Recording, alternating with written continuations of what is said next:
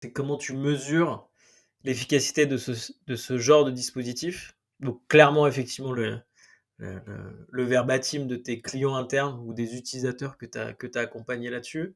Est-ce que tu vois d'autres choses, alors peut-être plus globalement à travers cette expérience, mais aussi d'autres que tu as pu avoir? C'est quoi pour toi au niveau du learning, enfin, je sais pas si c'est 5, 6 ou 3, 4 ingrédients clés à mettre absolument sur la table si on veut se lancer dans un sujet de learning à l'échelle, parce que j'ai compris Mmh. qu'à travers cette expérience, il y avait beaucoup de monde mobilisé sur un instant, enfin sur un temps assez court.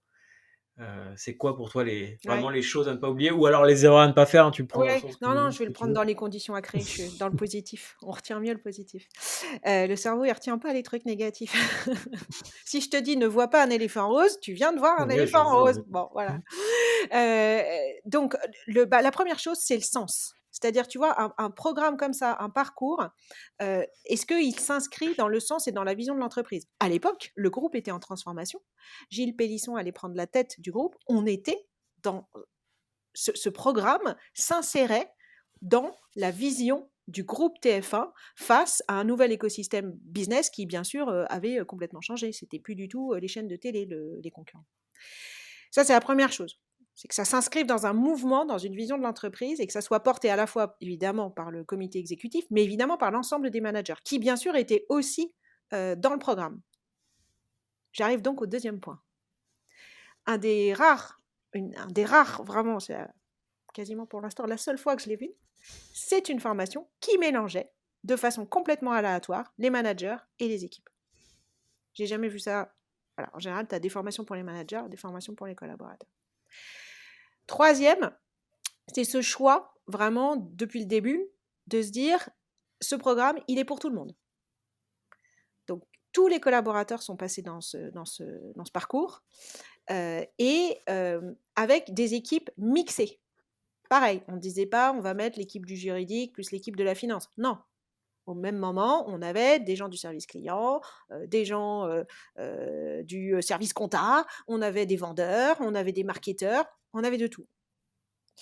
On avait fait des programmes différents juste par famille. La famille de la tech, la famille des journalistes, la famille du business, etc.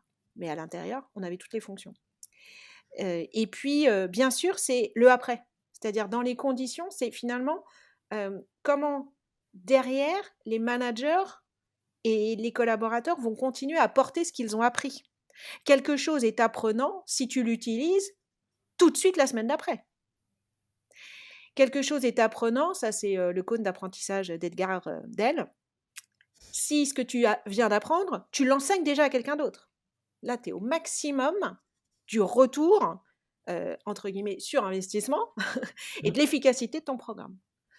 Donc, c'est cette dynamique ensuite qui est hyper importante, indépendamment du sponsoring, du soutien manager en amont de dire faut aller à cette formation. Mais tu vois, le meilleur KPI que je t'ai dit, c'est vraiment le meilleur indicateur. C'est les personnes qu'on formait, ils étaient ambassadeurs de notre programme, puisque derrière, ça a fait un tel buzz que voilà, il y avait des demandes de connect au RH.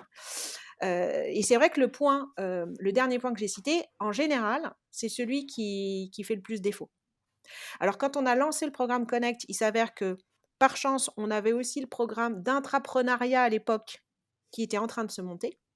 Et que du coup, vers la fin du programme, on avait une clôture autour de vous êtes informé sur ce programme d'intrapreneur, vous avez potentiellement eu des idées dans les différents ateliers. Est-ce que vous souhaitez aller plus loin du coup dans cette idée?